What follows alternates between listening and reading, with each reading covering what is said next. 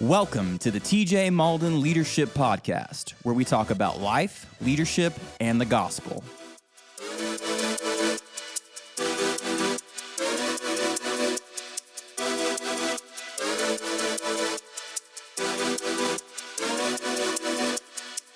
All right. Hey, welcome to the podcast today. So glad that you've joined us and that you're going to hang out for a few minutes with me today. Listen, today I want to talk about your crowd. I want to talk about your people, or if you watch Grey's Anatomy along with everyone else who started 37 years ago, that show's been going forever, then you might call people or someone your person. And that's what I want to talk about today. I want to talk about the kind of people you hang around, who you invest your time in, and who you allow. This is a big one, right?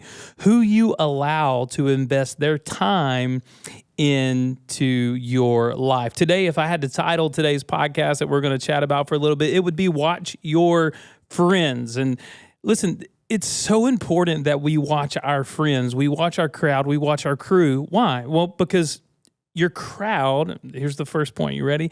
Your crowd will dictate your character. Your crowd will dictate your character. I'm going to use a few more verses today than you're accustomed to hearing me use probably, but Proverbs 13:20 says this: if you walk with the wise, you become wise, but a fool suffers harm. All right, so if you walk with the wise, you become wise, but a fool suffers harm. So this is what literally the scriptures tell us. If you hang out with people that are wise, like, you will become wise. If you hang out with people who are passionate, you'll probably adopt some of their passions. If you hang out with people that have good morals, you will probably adopt some of their ethics and some of their moral compass.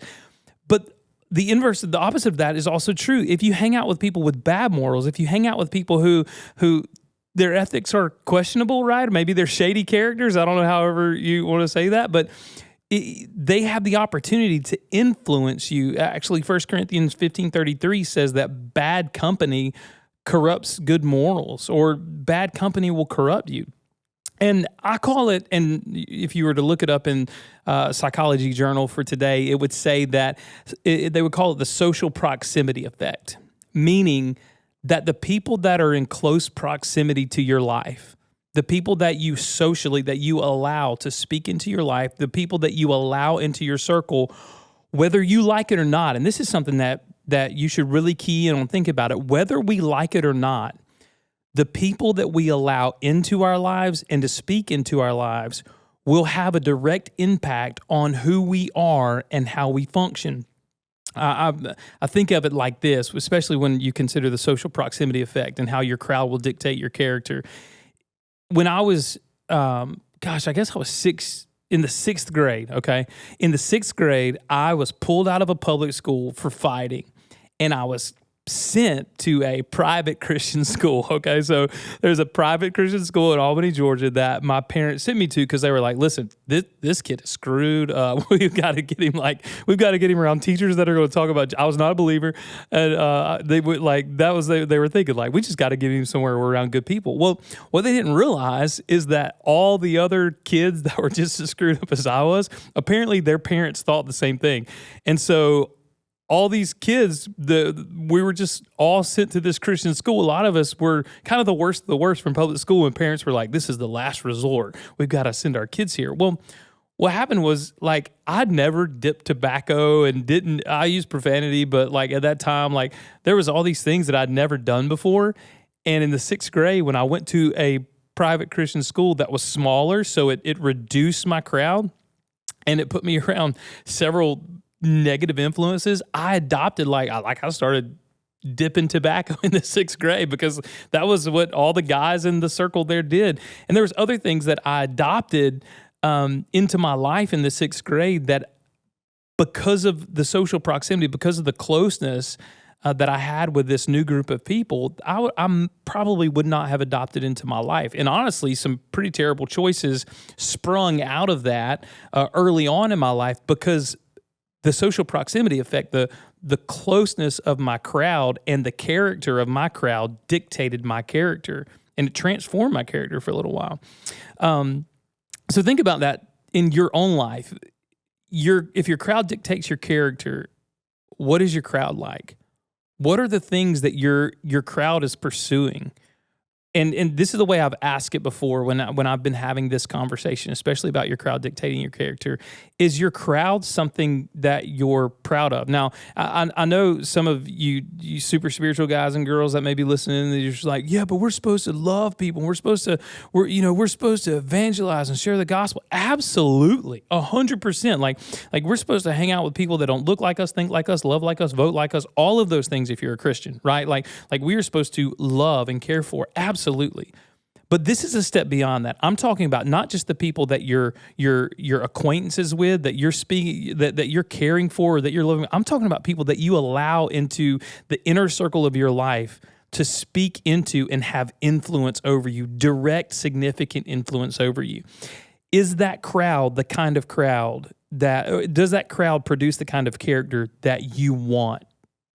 Right? Like when you look at your crowd, do you say, you know what, this is the kind of character that I want to cultivate in my life?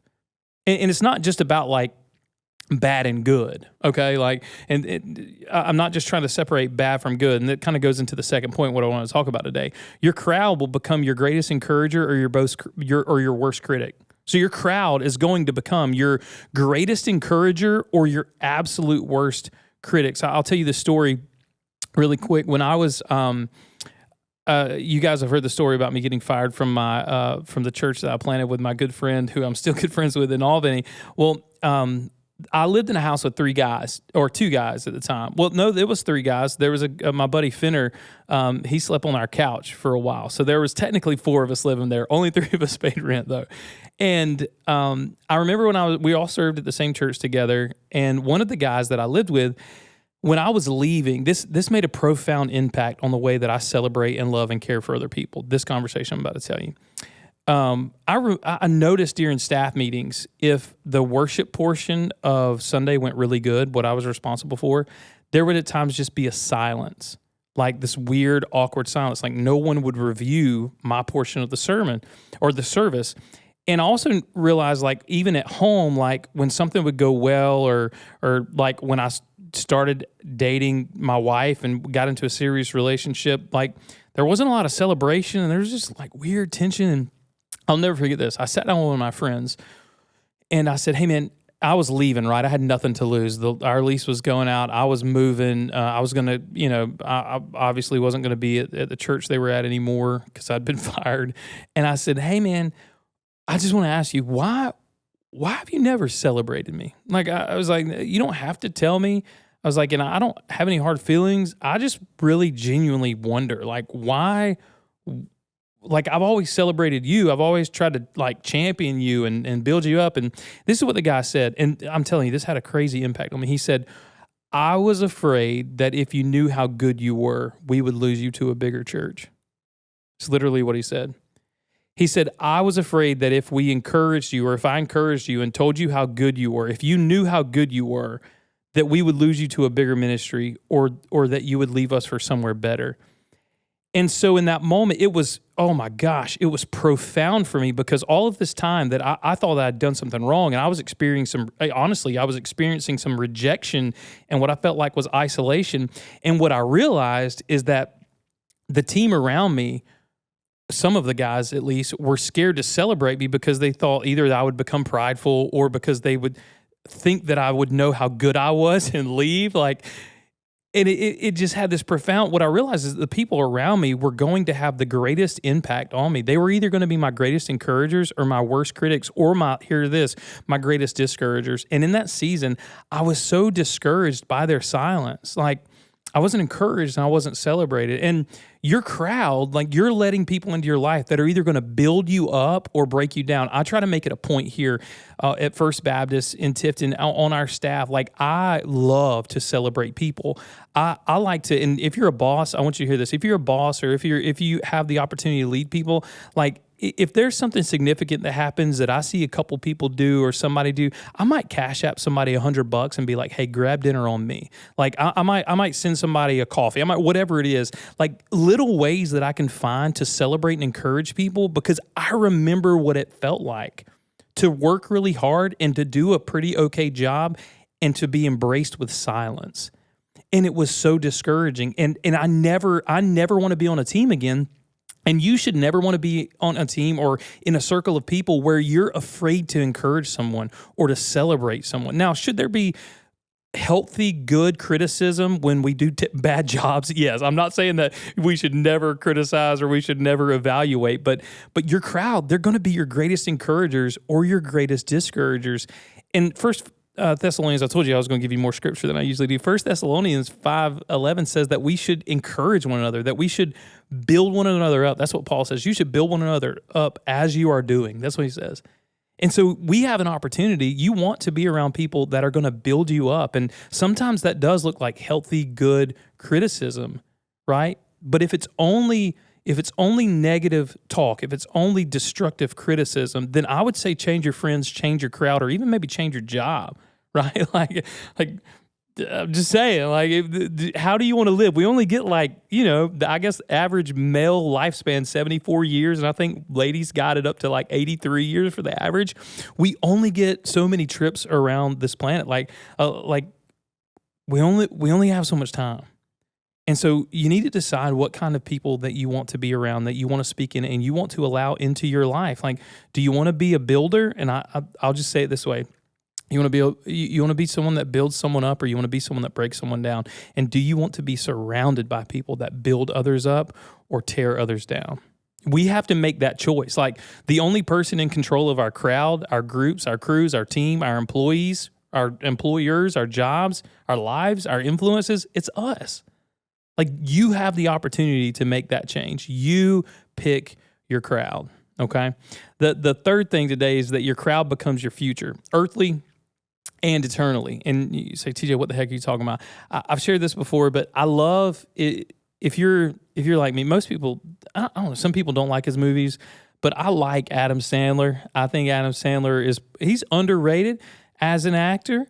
He just came out with a new movie recently about basketball, and it was really good. It was a more serious role. He also did one about 9/11 years ago, and it was pretty incredible from the actor standpoint. But there's something really interesting about Adam Sandler. If you watch his movies, especially his comedies, what you'll see is that there's this running theme of the same 4 or 5 people in his films.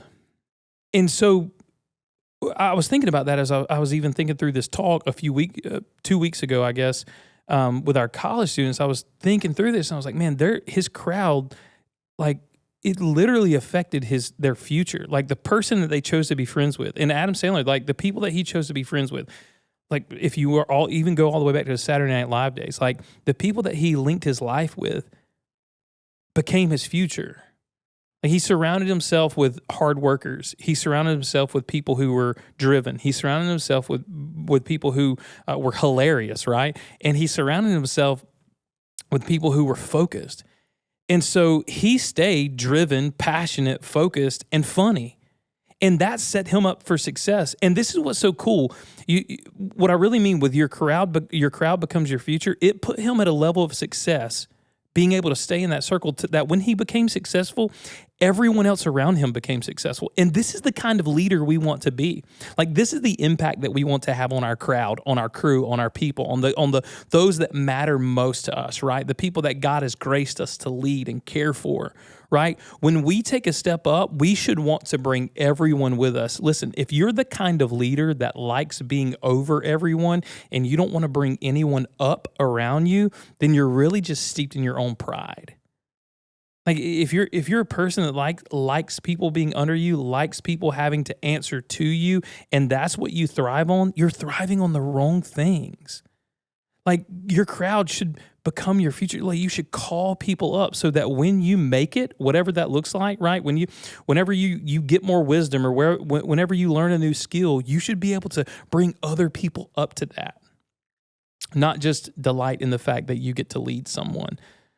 Your crowd dictates your future earthly, but not just earthly, also eternally. I'll say this especially for those that are spiritually focused, and even more specifically Christians. Acts chapter 16 gives us the story. This is what I was thinking about when I was prepping this, to even talking with our college students. Acts chapter 16 gives the story of Paul and Silas, and they're in prison. And they're in prison for sharing the gospel and talking about the goodness of Jesus and how Jesus was the way to salvation. And so they get beat up and thrown into jail. And they're like, hey, you guys shut up. Never talk about Jesus again, or we're going to keep beating you. And Paul and Silas are like, well, I mean, it's going to kind of be our life because we're not going to shut up. So they throw them into jail. And in the middle of the night, they just start singing. And it was in the middle of their brokenness, in the middle of a prison cell, in the middle of this really difficult moment that they begin to sing. And Scripture says that there's an earthquake and the jail cell opens, and all these prisoners that were imprisoned there for their faith, at least this circle that we know of, the prison doors were open and they were freed. And in the process, the jailer, he's going to take his life because he thinks he's lost all the prisoners. And Paul and Silas are like, whoa, no, here we are. We're not going anywhere. And so then they get to lead him to faith in Jesus, and his life is secure in the gospel forever because of their faithfulness and their singing and their worship. And, it led to this opportunity of freedom. Well, your crowd, this is the way that I say it. I don't ever want to speak something in the Scripture that's not there, but man, imagine what it was like to be in the prison cell, being persecuted for your faith, maybe being discouraged, and all of a sudden you hear a brother in Christ in this moment just begin to sing and lift up praise. And in this, they could have had someone in the jail cell beside them that was like, man, listen, if God was good, why would we be in this prison, right? God had them there so that they could sing, the doors could open, and they could share the gospel with a prison guard and him give his life to Christ, right? That was their ultimate purpose for being there. But if I'm fully transparent, I would have probably been like, God, I've been serving you for all these years and preaching the gospel, and you put me in jail. What are you thinking? Right? They could have had a doubter or someone frustrated, or someone bitter with God because they had walked in that situation. But instead, their crowd was filled with worshipers who were willing to worship even in a difficult moment. And that affected the entire crowd. That affected the entire friend group. That affected everyone who was in prison. So check this out. When you're an encourager, and when you're an encourager to your crowd, and when you surround yourself with encouragers, because here's the deal, all of us are going to be in spiritual prison at some point. All of us are going to walk through hard days, whether it's depression, grief, right? Anger, frustration. It could be anything. We're all going to walk through difficult days at some point. And you better hope in your circle, in your crew, in your peer group, there's encouragers, there's builders. There's people who want to lift you up on those days, not to help put you down further. So check your squad. Can I say it that way? That's so 2012. But yeah, check your squad. Look at your circle. Look at your friend group. They're going to dictate your character. They're going to become your greatest encouragers or your worst unhealthy critics. And they're going to become your future. Spiritually and prayerfully, eternally, that you point them to Jesus and they point you to Jesus. Last thing I'm going to say to you, and I'm going to wrap this whole thing up. I've been talking to you long enough. Check this out. Not only the most important thing I could tell you today, especially about friendship and the people that are in your corner, the only person at the end of the day, sometimes your corner may get really, really, really, really small, right? Your crew may get really small, especially if you make a decision to follow Jesus. And not just spiritually. I've seen this happen with people that just wanted to be a better dad or better husband or mom or whatever. They wanted to get fit, or they wanted to make these significant life adjustments. And just those choices by themselves started weeding people out of their life. We're like, oh, well, you're just a workout fanatic now, or, oh, you're crunchy. You care about what you eat too much. Literally making healthy choices and good choices for your life, not just spiritually, but it will weed people out of your life. I want you to hear this. The only person, ultimately at the end of the day, the only person that will stay in your corner forever is Jesus. John 15:15 said this. Jesus says this, I don't call you servants anymore. I call you friends. He said, servants don't know what their master's doing. They don't know, but man, Jesus said, I've shared everything with you. And I call you my friend. So today, here's my encouragement. Evaluate your crowd. And ask yourself this question, and I don't often, I want to talk about the gospel. I want to share about life leadership in the gospel. But today, it would be cool as you're listening to this podcast, just evaluate, is he in your crowd? Is he in your corner? And if he's not, I want you to hear this. Jesus Christ aims to be, one, he wants to save you. He wants to validate you, to let you know that you're loved and that you're chosen by God. But Jesus wants to be in your corner. He wants to be in your crowd. He wants to be the greatest encourager in your life. Because hear me say this, Every other encourager could fail, and they will. People will let you down. Even the people that you love the most, who are your greatest encouragers, will let you down, but he never will. He will be a friend that's closer than a brother. So check your crowd. Watch your friends. They'll dictate your character. They'll be your greatest encouragers or your greatest discouragers, and they're going to dictate your future. So prayerfully, your future is secure in Christ, the greatest friend of all time.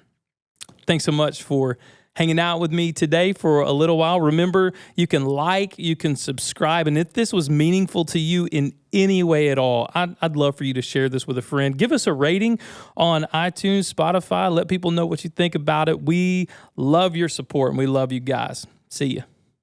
Thank you so much for listening to this episode of the TJ Malden Leadership Podcast, where we talk about life, leadership, and the gospel. If you enjoyed this episode, share with a friend. For more content, follow us on Instagram and YouTube.